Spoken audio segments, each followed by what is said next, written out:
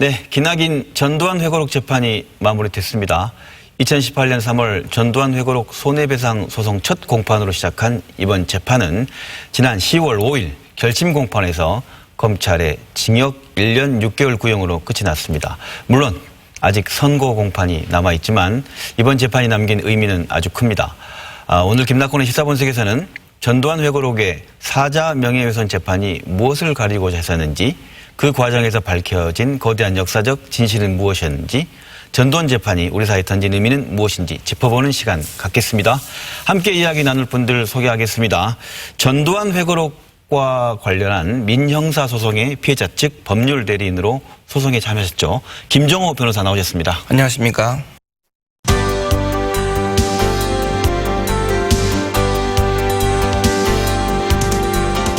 그리고 국방부 5.18 특조위 헬기 사격팀 조사관으로 활동하셨죠. 그리고 전두환 재판 증인으로도 참여하셨습니다. 전남대학교 5.18 연구소 김희송 연구교수 나오셨습니다. 네, 김희송입니다. 반갑습니다.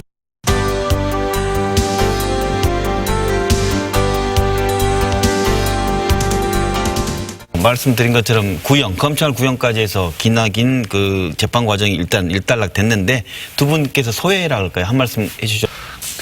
피고인 전두환 자신이 아무도 본인에게 이러한 상황을 만들려고 말하지 않았으나 느닷없이 2017년 4월에 이 역사 왜곡의 집대성이라고 보여지는 전두환 회고록을 출판함으로써 스스로 40년 전의 과거의 범죄를 현재로 소환한 자초한 재판이다 이렇게 생각을 하고요. 네. 본인의 의도는 역사를 왜곡하기 위해서 출판을 했으나 오히려 이것이 전두환이 끝까지 뻔뻔하게 우겨줌으로 인해서 반성하지 않고 수사와 재판 과정 속에서 그동안 은폐되었거나 밝혀지지 못했던 증거와 진실들이 오히려 이 세상 밖으로 나오게 된 계기였기 때문에 의도는 전두환이 나빴으나 결과적으로는 진상규명에 도움이 됐다.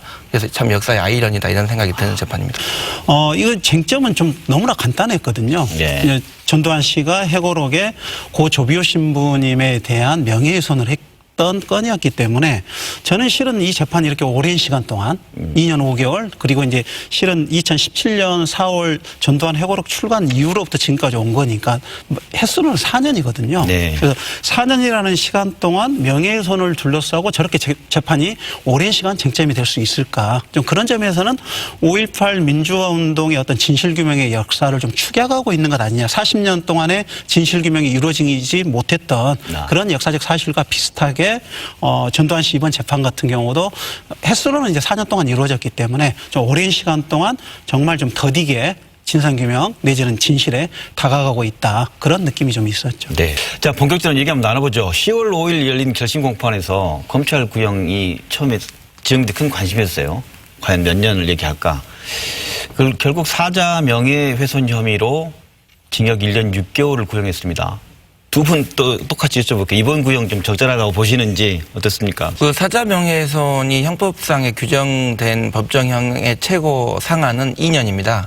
최고가 2년. 네, 최고 상한이. 그러니까 일반적으로 명예훼손은 사인 간의 사적인 분쟁, 사생활과 관련된 그런 분쟁이기 때문에 중한 범죄는 아니라고 생각하는 인식이 있는 거죠. 근데 이 사안은 그런 사안이 전혀 아니었기 때문에 당연히 저는 검찰이 이렇게 이 사안의 중요성을 보고 한다면 법정 최고형을 구형하면 좋겠다는 바람을 갖고 있었는데 검찰이 그동안의 사자 명예훼손 양형 기준까지 고려해서 약간 그보다는 후퇴한 1년 6월 구형한 것은 좀 아쉽습니다만은 그래도 역사적 의미나 이 사건의 중대한 어떤 그런 것들을 반영했기 때문에 징역형의 실형을 1년 6월 구형했기 때문에 그 나름의 의미는 있다고 생각하고 있습니다. 법정 최고형이 2년이군요. 법률가는 이렇게 얘기했지만 교수님 어떻습니까?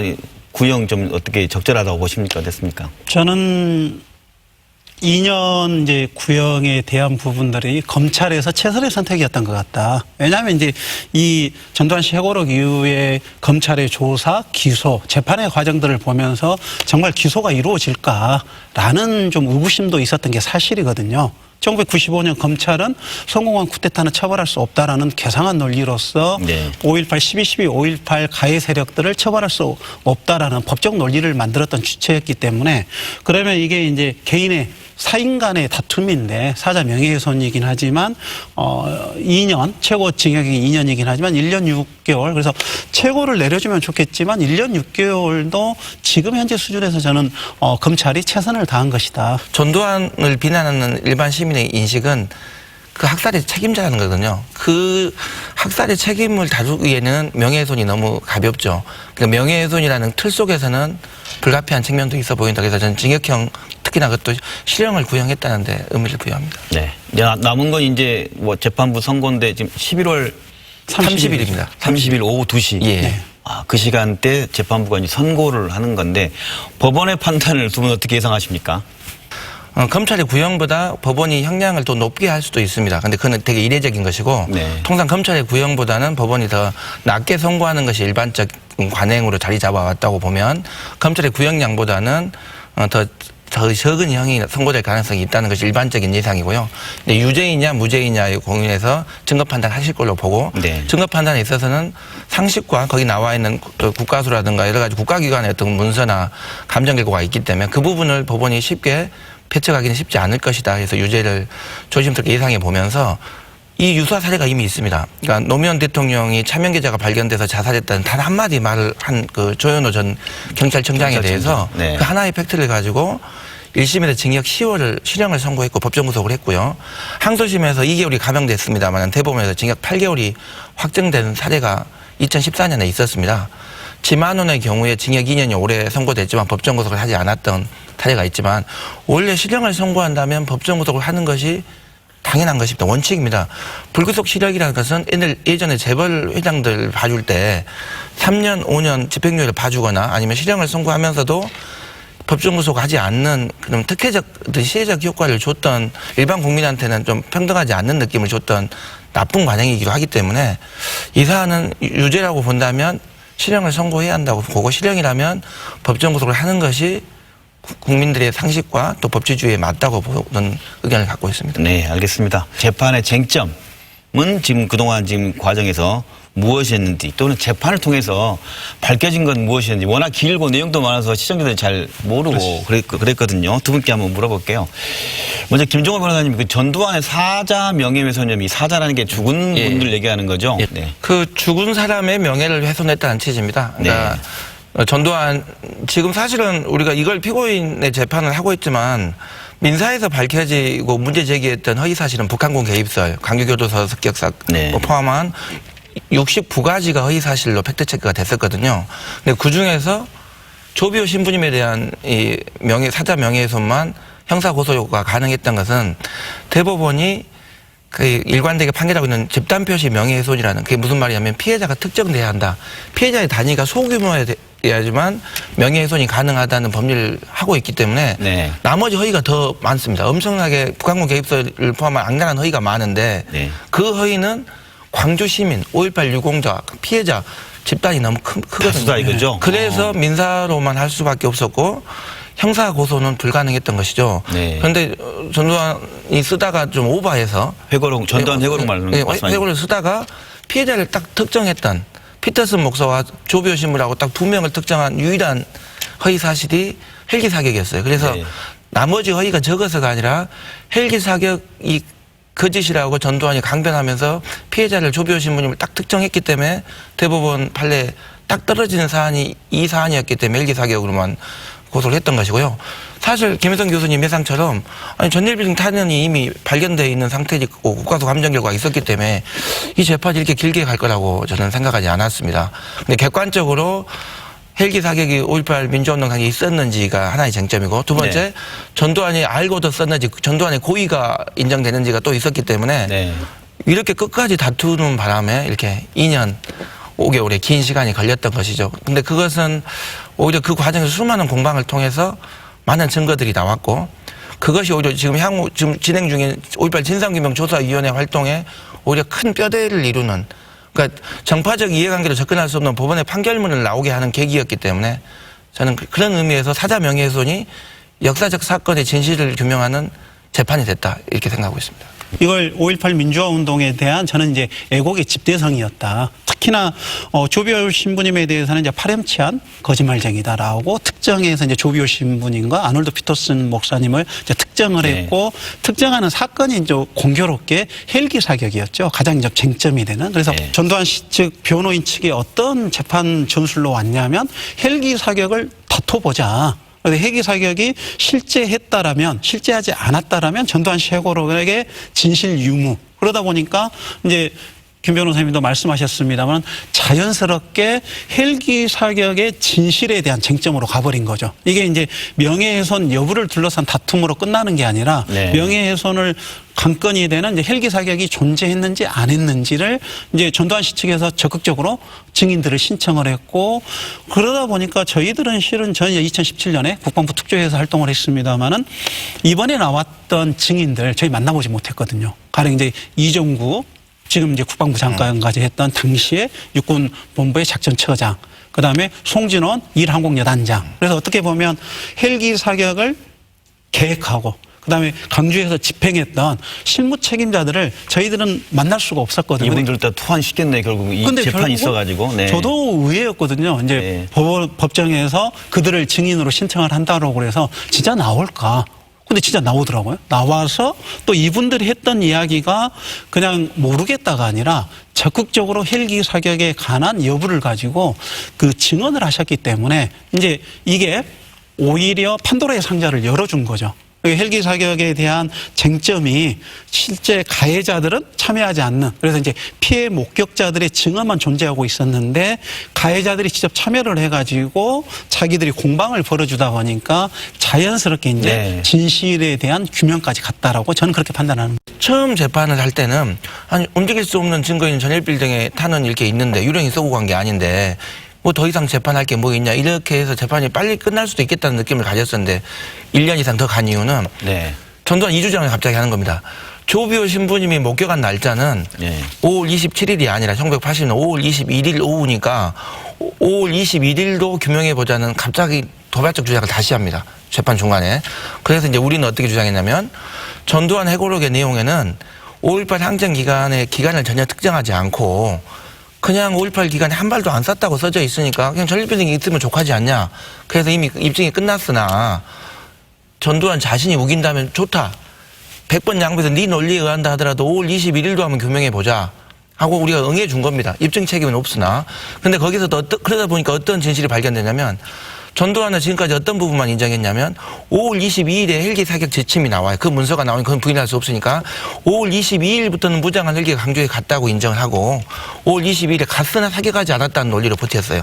대신 5월 21일은 어떻게 주장했냐면 조비오 신부를 목격했던 날짜는 무장 헬기 자체가 강주 상공에 없었기 때문에 조비오 신부를 포함한 목격자들은 볼 수가 없다.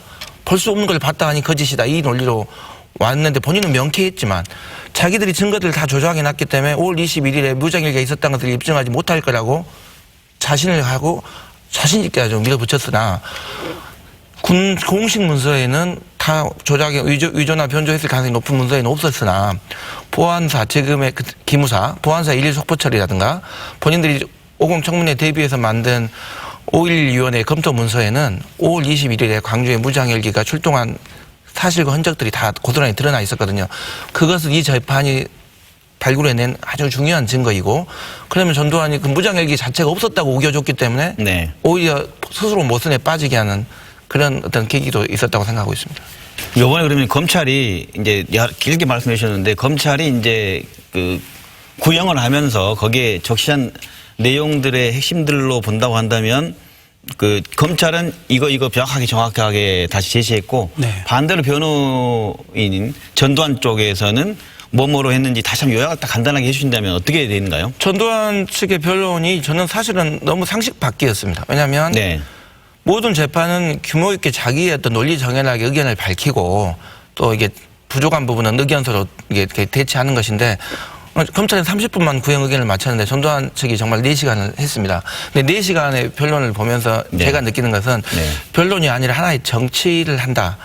또 출판 기념회를 한다는 느낌을 받았거든요. 뭐냐면 475페이지 정도 이르는 거대한 문서를 가져와서 그걸 다 읽는 겁니다. 근데 거기에 내용에는 법률적으로 사용하지 않는 정황 증거는 허접한 쓰레기, 뭐 국방부 특조위 조사 결과는 뭐 대국민 사기, 아무튼 뭔가 지지층을 바라보는 어떤 목차와 내용을 담고 있고, 원래 변론유에서는 고소대리인이 먼저 이 장문의 의견서를 냈기 때문에 그 내용을 공박하고 서로 간에 제가 주장하는 것을 반박하는 식으로 공방을 벌려서 쟁점을 명확히 해주는 게 정상적인 변론인데, 자기가 보고 싶은 내용의 증거만 아전인수식으로 가져와서 그것만 그냥 읽고 가는 거죠. 고장난 라디오처럼. 우리 검찰의 주장과 이쪽의 주장은 모순점이 없다고 보시는 겁니까? 그쪽 뭐 변호인들이 얘기할 때 뭐 이런 시민들이 뭐 장소와 뭐 시간을 좀 적시 정확하게 않다. 우리 김희동 교수님이 그 부분 또 연구도 많이 하셨으니까 먼저 말씀하시죠. 이번 간단하게 검찰의 논거는 실은 이제 과거사 청산에서 발생하는, 국내만 발생하는 게 아니라 네. 이제 국제적으로 발생했던 모순에 대한 부분들 정확히 짚어줬거든요. 뭐냐면 네. 피해 목격자들은 네. 그 당시를 정확히 기억할 수 없다. 이 80년 5월에 시민들이 자국의 군대가 국민들 상대로 해서 총을 쏠 거라고는 아무도 상상하지 못했던 일이죠. 상상하지 못했던 일이 발생했기 때문에 그걸 기억하지 못하는 거죠. 네. 하물며 헬기 사격에 대한 부분들은 더더군다나 기억하지 못하는 게, 그래서 시간과 장소를 정확하게 기억하는 게 모순인 거죠. 당시 상황으로 놓으면. 오히려. 그래서 이제 유대인 학살에 관한 이제 논방이 벌어졌을 때도 이제 가해자들이 피해자를 공박하는 논거가 뭐냐면, 구체적으로 네가 그 상황에 대해서 설명해라. 네, 그 네. 상황에 대해서 설명하라라고 이야기하고, 그 상황에 대한 설명의 과정에서 하나라도 틀리면 그게 진실이 아니다는 식으로 해서 그 피해자들의 기억을 잘못된 기억이라고 공박을 했던 이제 그런 그 과거사 청산 과정들 속에서 가해자들의 그 논리가 있었는데, 이번 이제 전두환 씨 측도 똑같은 논리를 주장했고, 그걸 검찰이 정식으로 반박을 한 거죠. 그래서 이제 검찰의 주장은 뭐였냐면, 시민들의 기억이 정확하지 않는 게 당연한 거다. 정확한 게 40년이 지난 지금에서 시간과 장소를 정확하게 특정한다는 것, 그 자체가 오히려 신뢰성이 떨어지는 거다. 그래서 가해자들의 일관된 주장과 달리 네. 피해자들의 일부 진술이 틀린 부분들을 네. 지금 사실에 부합되지 않는다라고 주장하는 근거가 될 수는 없다라고 이제 공박을 한 거죠. 알겠습니다. 이제 얘기를 좀 듣고 좀 이해가 됩니다. 그러면 이걸 한번 여쭤보고 싶은데, 모두에 얘기했던 것과 좀 일맥상통하는 것 같은데, 얼핏 보면 명예훼손죄라는 게 아까 말씀 사인 간의 범죄인 것처럼 보이고 중대한 범죄로 보이지 않았는데, 어떻게 역사적 중대 범죄가 될 수 있느냐는 얘기로 통해서 한번 다시 한번 짚어주겠는데 어떻습니까? 지금 결국은 사인 간의 분쟁으로 보는 측면은 조비오 신부님의 개인의 명예를 훼손했다, 이렇게 보면 사인 간의 명예고요. 네. 근데 그 명예훼손을 했는지 안 했는지를 보기 위해서는 조비오 신부님이 거짓말을 했는지를 규명해야 되고, 근데 거짓말을 했는지를 판단하기 위해서는 헬기 사격이 있었는지를 볼 수밖에 없었고요. 그럼 헬기 사격을 단순히 하나의 이벤트로 보는 게 아니라 1980년 5월 21일부터 5월 27일 또 5월 18일, 19일, 20일, 22일부터 쭉 이어지는 그런 일련의 과정들이 다 밝혀지게 된 상황들이 실시간으로 다 체크가 됐기 때문에 역사적 진실을 다투는 세계 재판이 될 수 있었다.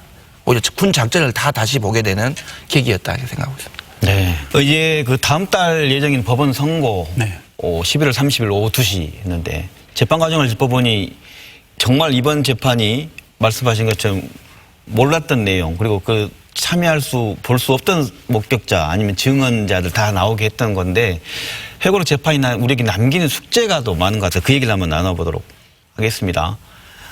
먼저 전두환 회고록을 쓰지 않았다면 다시 재판정에 세울 수 없었다는 거 말씀하셨는데, 신군부의 5.18 광주 학살은 이미 역사적 법적 평가가 끝났는데 어떻게 버젓이 그것을 부정하는 책을 당사자가 출판할 수 있는지, 이런 상황을 좀 어떻게 봐야 되는지 한번 얘기 듣도록 하죠. 어떻습니까? 2017년 전두환 씨가 회고록을 발간했던 그 시기는 네. 어찌 보면 5.18 민주화 운동에 대한 애국 폄훼가 정말 이제 극성을 부렸던 시기거든요. 그리고 5.18 민주화 운동에 대한 애국 표명은 이명박 박근혜 정부, 이른바 이제 보수 정권 시기에 행행했고, 그 행행했던 것에 이제 활용 정점이었던 거죠. 네, 그래서 네. 5.18 민주화 운동에 대한 역사적 평가를 부인하는 이 이제 기제가 우리 사회의 한 흐름이었고, 그 흐름 속에서 전두환 씨의 회고록이 발간됐고, 네. 근데 이제 전두환 씨의 회고록은 이제 발간됐지만 이걸 사법적인 단죄를 할 수 없었던, 근데 이제 전두환 씨가 공교롭게도 조비오 신부님과 아놀드 피터스 목사님에 대한 확정을 해서 이제 명예훼손을 하다 보니까 5.18 민주화 운동 전반에 대한 이제 진상규명. 그래서 지금 이제 사회자님께서 말씀하셨습니다마는 역사적 법적 평가가 진실에 기반한 역사적 평가가 아니었기 때문에 이 역사적 법적 평가가 흔들렸던 거죠.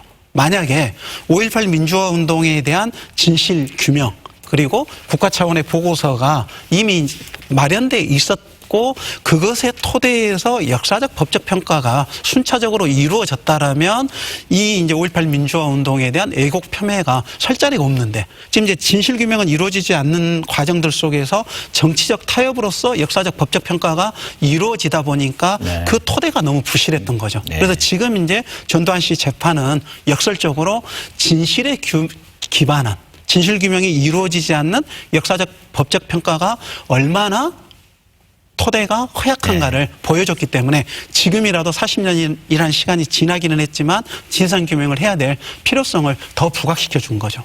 지금 이런 전두환 회고록에 나오는 시기와 시대를 아까 교수님께서 말씀해 주신 그런 왜곡해도 되는 그런 사회적 상황과 시기 출간해도 되는 지금 뭐 달라져 가고 있지 않습니까? 그렇다고 보면 또 한쪽의 축이 정부기관이죠. 검찰 그리고 또 국방부, 국정원 같은 이런 기관들에 대한 것들도 자료 은폐도 있고 이 부분도 좀 달라져야 될 과제 아닙니까? 어떻습니까? 실은 국방부의 보안사 같은 경우는 자료를 다 내놨죠. 왜냐하면 숱하게 2000년대 민주정부 수립 이후에 5.18 진상규명의 노력이 있을 때마다 근데 이제 하나의 아이러니는 뭐냐면 이제 국가기관은 어떻게 이야기를 하냐면 그 시대는 우리는 다 내놨다. 최선을 다했다라고 이야기하는데 시대가 바뀌면 또 네. 다른 자료를 내놓고 있기 때문에 이제 그런 흐름으로 놓고 보면 좀 철저한 검증이 좀 필요하다. 그래서 그들의 선의를 믿고 기다리는 게 아니라 이 가해자의 진실을 규명하는 과정들 속에서의 접근하는 주체들의 좀 적극적인 노력이 필요하고요. 또 하나는 지금 현재 국정원은 자료를 내놓지 않았습니다. 네. 국정원은 지금 현재 자료를 내놓지 않고 있고 좀 이제 언론 플레이만 저는 하고 있다라고 보고 있기 때문에 국정원에 대한 전면적인 조사가 필요하고요. 또 하나는 국방부죠. 국방부 내의 정책기획실. 네네. 그래서 국방부의 헤드쿼터죠. 여기 쪽에서 5.18에 대한 애국 조직을 운영했다라는 기록을 저희들이 2017년에 찾았는데 이제 국방부에 대한 조사는 하지 못했기 때문에 아직도 이렇게 조사가 이루어지지 않는 국가기관들이 워낙 많다. 라는 부분들 그리고 국가기관은 적극적으로 진상규명에 협조하겠다라고 립서비스를 할 게 아니라 구체적인 성과를 통해서 본인들의 의지를 좀 증명할 필요가 있는 거죠. 전두환 회고록 재판이 진행되면서 뭐랄까요? 그런데도 5.18 망언은 난무하고 이런 걸 보면서 이제 현 정부 들어서는 5.18 왜곡처벌법을 제정하기로 하고 여당도 주장하고 있고 야당도 돕겠다고 하는데 이런 이번 공포 결과가 좀 영향을 미칠 걸로 봅니까? 어떻습니까? 예, 저는 그 전두환 회고록 재판이 주는 상징성 중에서 가장 큰 상징성은 네. 5.18 진상규명의 문제가 오래된 40년 전의 과거의 문제가 아니라 왜곡이 일상화되고 광범위에 퍼져 있고 현재 진행형임을 우리에게 절감시켜준 계기거든요. 전직 대통령까지 했다는 사람이 버젓이 이런 책을 내놓을 수 있는 현실이 그걸 어떻게 대응해야 될지 사회가 건강하다면 법은 사회를 병리 현상을 반영하는 겁니다. 사회가 병리 현상이 없다면 법은 필요 없거든요. 근데 병리 현상이 있다면 법이 필요할 것인데 이 표현의 자유와 충돌 문제가 항상 남아 있는 건 사실이고요. 그래서 우리가 사회 문화적으로 이걸 해결할 수 있고 정치적으로 해결할 수 있다면 이러한 법은 필요가 없습니다. 사실은 이건 최후 수단인 건 맞지만 그만큼 우리 사회가 이 사회적 혐오 표현, 5.18 민주화 운동에 대한 폄하와 왜곡은 병적으로 좀 상당히 골마 있기 때문에 처벌을 목적으로 하는 게 아니라 법이 무력하고 너무 방치하고 지금도 인터넷에 가면 너무 일베들 중심으로 많기 때문에 최소한 이 법이 생긴다면 이 법으로 처벌받는 사람이 없길 바라는 심정이죠. 아, 이렇게 쓰면 처벌받는구나. 그래서 우리 사회가 성숙이 된다면 나중에 폐지하는 한이 있더라도 지금 입장에서는 고육책으로 반드시 필요한 법이다 생각하고 있습니다. 그래서 국회에서 지금 논의가 거의 성숙돼 있고 그 상임위에서 다 기본 논의가 돼서 조만간 통과될 것으로 예상하고 있습니다.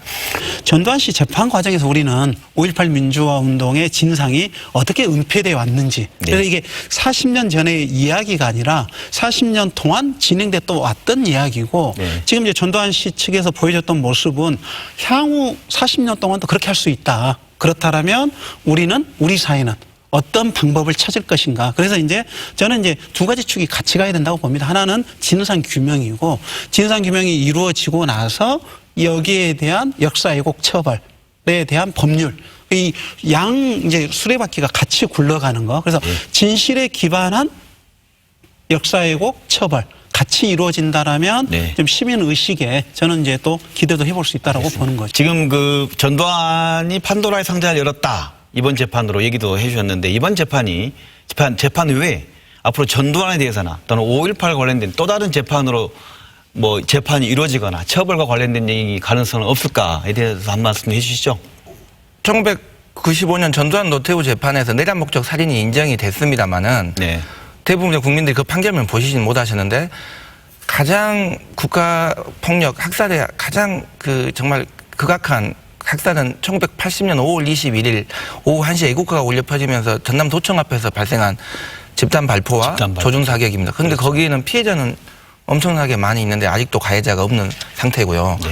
95년 판결은 대법원 판결은 1980년 5월 27일 도청 재진입 작전, 이른바 상부 충정 작전에 의해서 희생된 17명에 대한 내란 목적 살인만 판결이 돼 있습니다. 그렇다면 5월 22일에는 지금 여전히 미완의 가지로 남아 있었고 이번 헬기 사격 재판과 마찬가지로 지상에 이루어진 그 집단 발포 문제도 진상규명조사위원회에서 규명을 한다면 헌정질서 파괴 범죄에 의한 공소시효 정지와 마찬가지로 이걸 일사부재를 어떻게 극복할 것이냐. 그렇다면 이 명예훼손이라는 이런 간접적 방식이 아니라 정말로 내란 목적 살인으로 다시 그 반인도적 범죄로 다시 세울 수 있는 것인지 우리가 또 지혜를 모아 나가야 될 또 그것이 역사의 교훈으로 남아야지만 다시는 그런 비극이 반복되지 않는 그런 것이라고 생각하고 있습니다. 마지막으로 전두환 재판이 우리 사회에 던진 것은 무엇인지 또 두 분께서 한 말씀 해 주시고 하겠습니다. 저는 이제 전두환 씨 재판을 통해서 5.18 민주화 운동의 진실의 절반을 보여줬다라고 판단을 합니다. 왜냐하면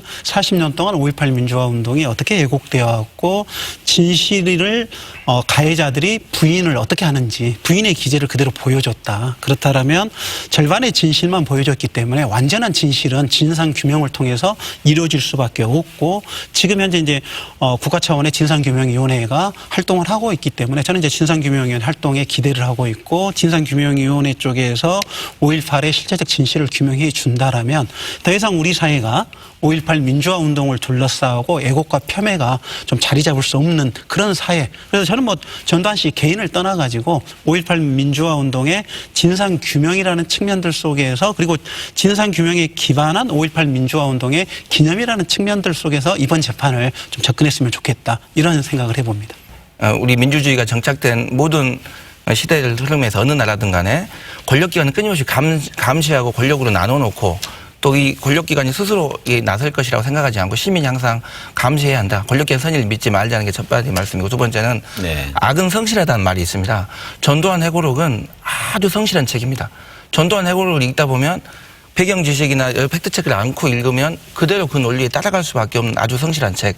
오히려 우리가 이 재판 통해서 뭘 배웠냐면 이거 진실을 사실처럼 말하는 사람은 아주 성실하게 집요하게 그걸 써놨는데 정작 진실을 지키고 있다고 믿는 사람들은 스스로의 선의에 도취돼 있어요. 아, 세상이 진실을 믿어주겠지 하면서 의외로 입증하고 이 여러 가지 자료를 제출하고 이게 하는 문제에서 소홀할 가능성이 있습니다.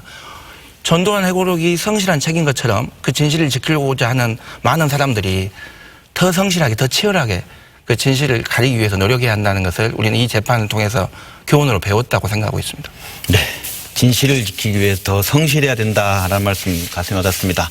지금까지 전두환 회고록 민형사소송 피해자 측 법률 대리인 김정호 변호사 그리고 전남대 5.18 연구소 김희송 교수와 함께 2년 반 동안 진행된 전두환 회고록 재판을 정리해보고 우리 사회에 남긴 과제와 의미는 무엇인지 이야기 나눠봤습니다. 두 분 오늘 출연해서 고맙습니다. 네, 수고하셨습니다.